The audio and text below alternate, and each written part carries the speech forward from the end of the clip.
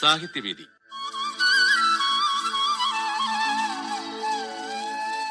പ്രിയ ശ്രോതാക്കളെ, സാഹിത്യവേദിയിലേക്ക് സ്വാഗതം.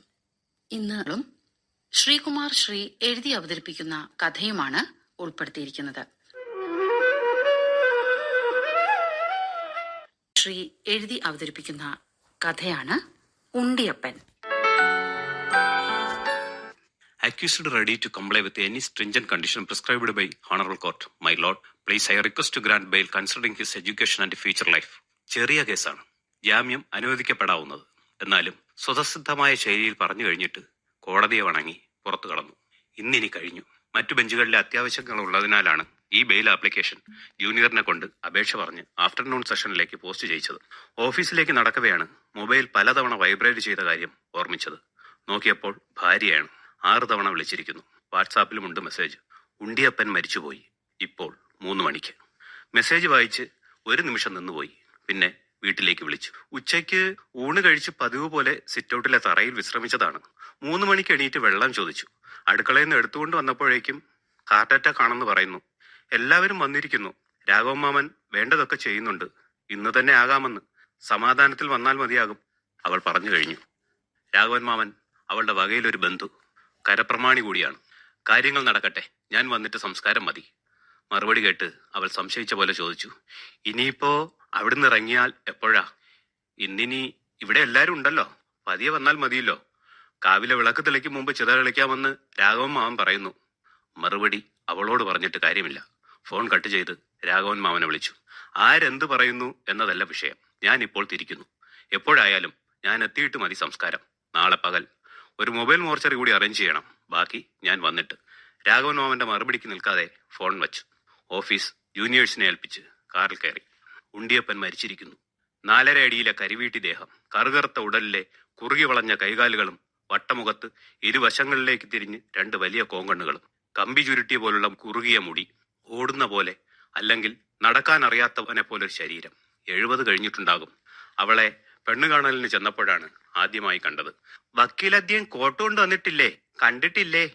ഉണ്ടിയപ്പന്റെ വർത്തമാനം കേട്ട് എല്ലാവരും ചിരിച്ചു. പിന്നെ ഓരോ പ്രാവശ്യവും ഉണ്ടിയപ്പൻ വിസ്മയിപ്പിക്കുകയായിരുന്നു. ആ വീടിന്റെ ആരുമല്ല ഉണ്ടിയപ്പൻ, പക്ഷേ ആ വീടിന്റെ എല്ലാമാണ് ഉണ്ടിയപ്പൻ. പ്രഭാതം മുതൽ പ്രദോഷം വരെ ഉണ്ടിയപ്പൻ ആ വീടിന്റെ സർവാധികാരിയായി. അവളുടെ അമ്മയുടെ നിത്യശകാരം കേട്ടിട്ടും കേൾക്കാത്ത പോലെ അയാളെ വീട്ടിൽ നിറഞ്ഞു നിന്നിരുന്നു. ഈ പ്രാവുകൾ തൂറി തൂറി നാശാക്കുകയാ. വക്കീലദ്യം കാണുന്നില്ലേ? ഇവറ്റകളെ ഓട്ടിക്കാൻ പോലീസിൽ നിന്ന് ഒരു തോക്ക് കൊണ്ട് തരാനാവോ? ഉണ്ടിയപ്പനും തോക്ക് കണ്ടിട്ടില്ല കേട്ടോ. ഉണ്ടിയപ്പന്റെ ഏറ്റവും വലിയ ആവലാതിയാണ്. പ്രാവുകളെ ഉണ്ടിയപ്പന് ഇഷ്ടമില്ല. അവയുടെ കുറുകൽ ഉണ്ടിയപ്പന് ഭയമാണത്രേ. എത്ര തുരത്തിയിട്ടും അവ പോകാത്തതാണ് ഉണ്ടിയപ്പന്റെ വലിയ വിഷമം. ഉണ്ടിയപ്പൻ ആ വീട് വിട്ട് എവിടെയും പോയിട്ടില്ല. എഴുത്തും വായനയും അറിയില്ല. ഉണ്ടിയപ്പന്റെ ലോകം ആ വീടും തൊടിയുമാണ്. ഉണ്ടിയപ്പന്റെ ബന്ധുക്കൾ ആ വീട്ടുകാരാണ്. ആ വീട്ടിലെ പശുവും പട്ടിയും പൂച്ചയുമാണ്. മച്ചിന്റെ വിടവുകളിലെ പ്രാവുകളെ ഒഴിച്ച് ആ തൊടിയിലെയും വീട്ടിലെയും ജീവജാലങ്ങളെല്ലാം ഉണ്ടിയപ്പന്റെ സ്വന്തമാണ്. ഞാൻ അവിടെ ചെല്ലുമ്പോഴേക്കും അയാൾ ഉണ്ടാകും അടുത്ത്, ഒരു സഹായിയായി. വക്കീലദ്യം എപ്പോഴാ ജഡ്ജിയാകണത്?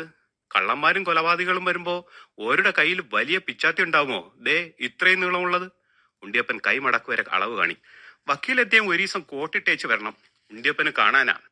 ഉണ്ടിയപ്പന്റെ വലിയ ആവശ്യം. ഉണ്ടിയപ്പന് പലതും അറിയണം. ഉണ്ടിയപ്പൻ കുട്ടികളെ പോലെ എപ്പോഴും എന്തെങ്കിലും ചോദിച്ചുകൊണ്ടേയിരിക്കും.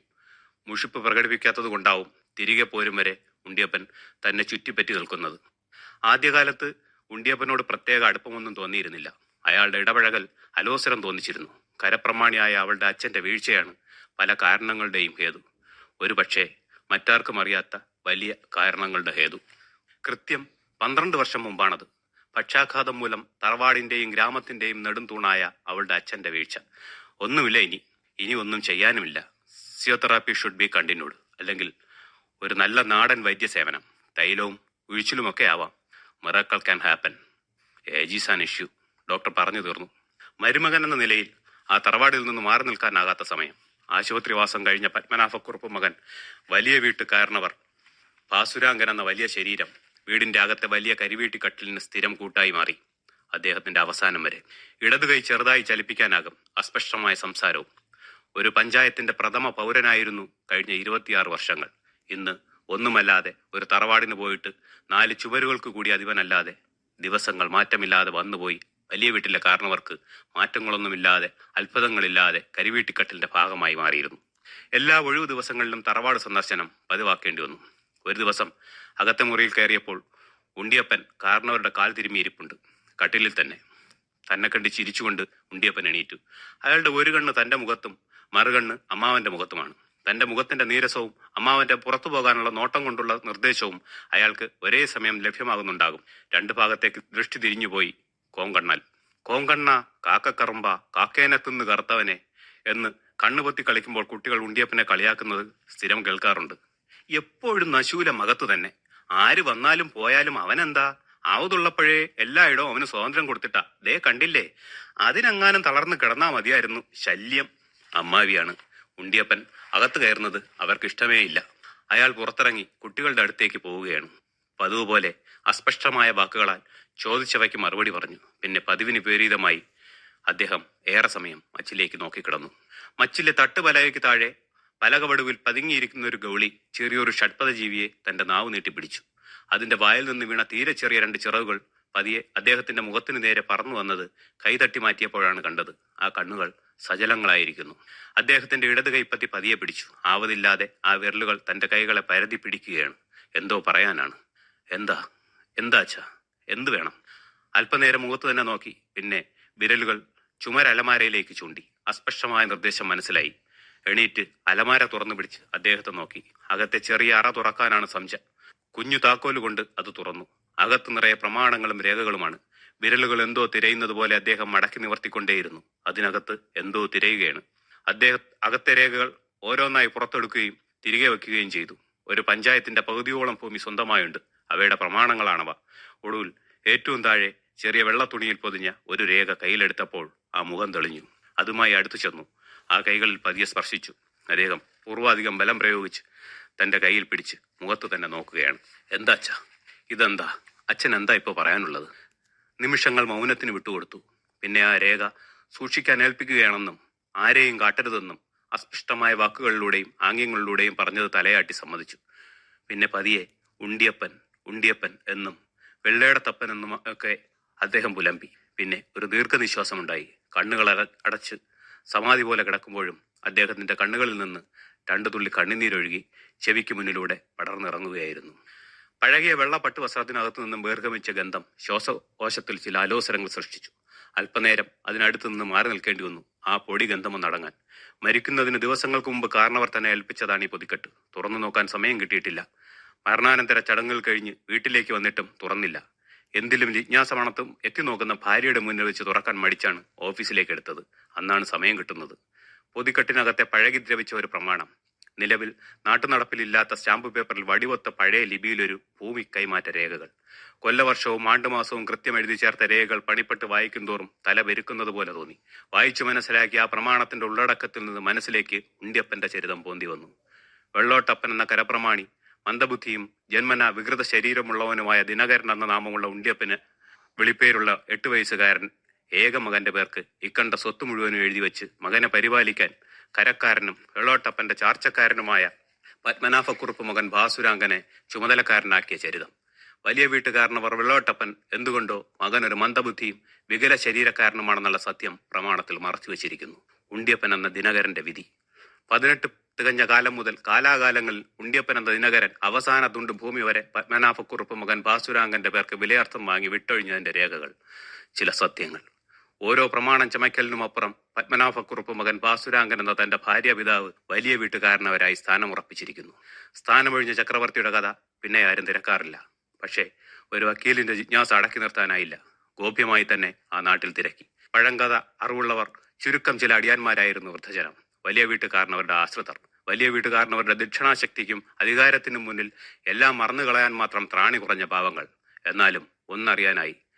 വലിയങ്ങുന്ന് കുളക്കടവിൽ തലയടിച്ച് വീണാ ചത്തത്. പുഴയെന്നാ എന്നും കുളിക്കണത്. അന്ന് സന്ധ്യയ്ക്ക് കുളിക്കടവിൽ പോയത്രേ. വിധിയ വിധി. പിന്നെ അങ്ങടെ എല്ലാം മാറിയില്ലേ. സ്വത്തൊക്കെ ഈ ഭാസുരാങ്കൻ അങ്ങത്തയുടെ പേരിലാക്കിയിട്ടത്രേ മരിച്ചത്. അതുകൊണ്ടെന്താ, സർക്കാർ കൊണ്ടുപോയില്ല. ആ ഉണ്ടിയപ്പനും തെണ്ടേണ്ടി വന്നില്ല. ഭാഗ്യം. വയോജന വർത്തമാനത്തിന്റെ പടപ്പുകളിൽ ഒരു കൊലപാതകം മറഞ്ഞു കിടപ്പുണ്ടോ? തന്റെ വക്കീൽ ബുദ്ധിക്ക് തോന്നുന്നതാകും. കുളക്കടവിലെ സോപ്പിലും എണ്ണമെഴുക്കിലും ദുർമേധസ് മുറ്റിയ ഒരു ജമ്മിയുടെ ദേഹം വീണുടയുക സ്വാഭാവികം. അല്ലെങ്കിലും അവളുടെ അച്ഛൻ അങ്ങനെയൊക്കെ കഴിയുമോ? കഴിയില്ല. രാത്രി 11 മണി കഴിഞ്ഞു വീടെത്താൻ. മുറ്റത്തും നിരപ്പിലും ട്യൂബ് ലൈറ്റ് തെളിയുന്നുണ്ട്. ചെറിയ പന്തൽ കെട്ടിയിരിക്കുന്നു. 1-2 പേർ കസേരയിലിരുന്ന് ഉറങ്ങുന്നു. കാറിന്റെ ശബ്ദം കേട്ട് പെട്ടെന്ന് പറഞ്ഞ് ഞെട്ടി എണീറ്റു. അകത്ത് മൊബൈൽ മോർച്ചറിയിൽ ഉണ്ണിയപ്പൻ ഉറങ്ങുകയാണ്. മുഖത്ത് പതിവ് പുഞ്ചിരിയുമായി. ഒരു വിളക്ക് തെളിച്ചു വെച്ചിട്ടുണ്ട്. എണ്ണ വെറ്റിക്കെടാറായ വിളക്കിലേക്ക് അടുത്തിരുന്ന എണ്ണക്കുപ്പി തുറന്ന് നിറയെ എണ്ണ പകർന്നു. ഒരു കവർ ചന്ദനത്തിരി കൂടി പൊട്ടിച്ച് കത്തിച്ച് മുറിച്ചു വെച്ച വാഴപ്പിണ്ടിയിൽ കുത്തി നിർത്തി. എണീറ്റ് ഉണ്ണിയപ്പന്റെ തലക്കൽ അല്പനേരം കണ്ണടച്ചു നിന്നു. കത്തിച്ചു വെച്ച ചന്ദനത്തിരിയുടെ ഗന്ധം ഉണ്ണിയപ്പന്റെ ഗന്ധം പോലെ നാസാരന്ധ്രങ്ങളിലേക്ക് ഇരച്ചുകെത്തി. ഉണ്ണിയപ്പൻ കരിങ്കറുപ്പ് നിറത്തിൽ വെള്ളച്ചായം കൊണ്ട് കുറുകെ വരച്ച് ചുറ്റും ചുവപ്പടിച്ച പോലൊരു വരച്ചിരിയുമായി കൺമുന്നിൽ നിൽക്കുന്നു. വക്കീൽ അദ്ദേഹം വരുമെന്ന് എനിക്കറിയായിരുന്നു. വക്കീൽ അദ്ദേഹം കോട്ടുമായിട്ടാണല്ലോ വന്നത്. ഉണ്ണിയപ്പന് കാണാൻ ഉണ്ണിയപ്പന് പെരുത്ത് ഇഷ്ടമായി കേട്ടോ. ശരിയാണ്. ധൃതിയിൽ കാറിൽ കയറിയപ്പോഴും കാറിൽ വെച്ചും കോട്ടൂരാൻ മറന്നുപോയി. ഉണ്ണിയപ്പന് കാണാൻ ഒരു നിയോഗം പോലെ. അവൾ അടുത്തു വന്ന് കോട്ടൂരി വാങ്ങി. പഞ്ചായത്ത് വക ശ്മശാനത്തിൽ എല്ലാം ഏർപ്പാടാക്കിയിട്ടുണ്ട്. രാവിലെ 9:30 കടിഞ്ചായ കുടിച്ചിരുന്നപ്പോഴാണ് അവളുടെ അമ്മാവൻ വിവരിച്ചത്. അമ്മാവൻ ക്ഷമിക്കണം. ഇവിടെ ഇരിക്കുന്ന എല്ലാവരും ക്ഷമിക്കുക. ഉണ്ണിയപ്പന് പഞ്ചായത്ത് ശ്മശാനമല്ല വേണ്ടത്. ഇവിടെ ഈ തെക്കേ തൊടിയിൽ 6 അടി മണ്ണ്. അതയാൾക്ക് അവകാശപ്പെട്ടതാണ്. എതിർക്കേണ്ട. പുലർച്ചെ അതിനുള്ള ആളുകളെ സംഘടിപ്പിക്കൂ. ചടങ്ങുകൾ അല്പം വൈകിയാലും സാരമില്ല. ദേ ആ കാണുന്ന മാവ് വെട്ടിക്കോളൂ. മുറ്റത്തിനരികെ നിന്ന മാവ് ചൂണ്ടി പറഞ്ഞു നിർത്തി. ഏവരും വാവിളിച്ചു നിൽക്കുകയാണ്. ശ്രീധര, അത് പിന്നെ ശരി ആയിക്കോട്ടെ. പക്ഷേ ആചാരമര്യാദകൾ വെച്ചാകുമ്പോൾ ആത്മാവിന് ശാന്തി വേണ്ടേ? ശിഷ്ടകർമ്മങ്ങൾ ചെയ്യാൻ ഒരാൺതരി ആരാ ഉണ്ണിയപ്പനുള്ളത്? അമ്മാവനാണ് സംശയം. ഞാനുണ്ട്. ജന്മം കൊണ്ട് മകനാവണമെന്നൊന്നുമില്ല. ഉണ്ണിയപ്പന്റെ കർമ്മങ്ങൾ ഞാൻ ചെയ്യാം. പ്രഖ്യാപനം കേട്ട് അവളാണ് ഞെട്ടിയതെന്ന് തോന്നുന്നു. ആ മുഖം മറുപടി പറയുന്നതിന് മുമ്പ് അല്പം കനപ്പിച്ചു തന്നെ പറയേണ്ടി വന്നു. ഈ വാക്ക് ഇവിടുത്തെ മരുമകന്റെ വാക്കല്ല, അഡ്വക്കേറ്റ് ശ്രീധരൻ തമ്പിയുടെ വാക്കാണ്. അനുസരിക്കാനാകുന്നവർക്ക് തങ്ങാം, അകത്തുള്ളവരായാലും പുറത്തുള്ളവരായാലും. പരസ്പരം നോക്കുകയോ മുറുമുറുക്കുകയോ ഒക്കെ ആകട്ടെ, ആർക്ക് മുഖം കൊടുക്കാതെ അകത്തേക്ക് കയറി. കൂടെ തന്റെ ഉടലിനെ ചുറ്റിപ്പിണഞ്ഞ് ചന്ദനത്തിരിയുടെ ഗന്ധവും. ചടങ്ങുകൾ കൃത്യമായി തന്നെ നടന്നു. മുറ്റത്ത് കുട്ടികൾ കൂഞ്ഞാലിടാൻ നിത്യം ഉണ്ണിയപ്പൻ കയറുമായിരുന്ന മാവിന്റെ വിറകുകൾ ഓമിച്ച തീക്കനലുകൾ അവസാനം വരെ ഉണ്ണിയപ്പനെ നക്കി തുടച്ചു തീർത്തു. അയാളുടെ ബലിഷ്ഠമായ അസ്ഥികഷ്ണങ്ങൾ തീയേറ്റ് പൊട്ടുന്ന ശബ്ദം കേട്ട് പഴയ മച്ചിന് മേലിരുന്ന പ്രാവുകൾ ഭയന്ന് പറന്നകന്നുപോയി. ഒടുവിലെ നിശബ്ദത. ചുറ്റുമുള്ള ബന്ധുമിത്രാദികളുടെ വർത്തമാനങ്ങളെക്കാളും മുകളിൽ ആ നിശബ്ദത വീടിനെ ചൂഴ്ന്നു നിന്നു. അച്ഛ, ഉണ്ണിയപ്പൻ ആരാ നമുക്ക്? അച്ഛൻ എന്തിനാ ഉണ്ണിയപ്പന് വേണ്ടി? 8 വയസ്സുകാരൻ മകന് ചോദ്യം പൂർത്തിയാക്കാൻ അറിയില്ല, ഉത്തരം മനസ്സിലാക്കാനും. ഒരുപക്ഷെ ചോദ്യകർത്താവ് അവളാകാം. അവൻ അറിയണം ഉണ്ണിയപ്പൻ ആരാണെന്ന്. പറയാം, ഇന്നല്ല, സമയമാകട്ടെ.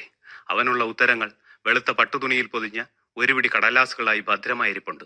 സമയമാകട്ടെ. എന്തായാലും കഴിഞ്ഞുവല്ലോ ഒരടങ്ങേറ്. എന്നാൽ ഇത്രയും വേണ്ടായിരുന്നു.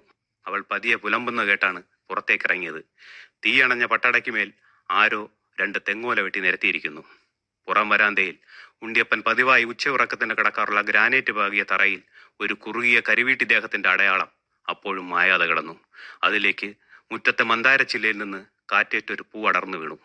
കാറ്റ് രാജമല്ലിയുടെ ചില്ലകളെ ചെറുതായൊന്നുലച്ചുവോ. കുഞ്ഞു ചിറകുകൾ പൂട്ടി ചില്ലയിൽ തനിച്ചിരുന്ന ഒരു ചെറുപക്ഷി അതാ പറന്നകന്നു പോയിരിക്കുന്നു.